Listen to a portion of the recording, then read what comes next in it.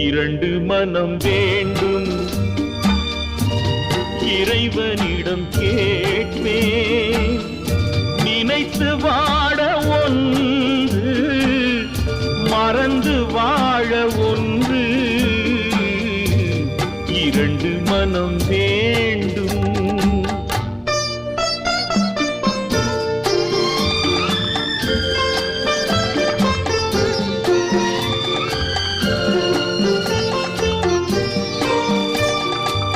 சிறிய காயம்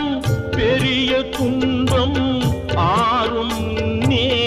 அடுத்த காயம் சிறிய காயம்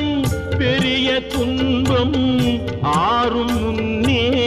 அடுத்த காயம்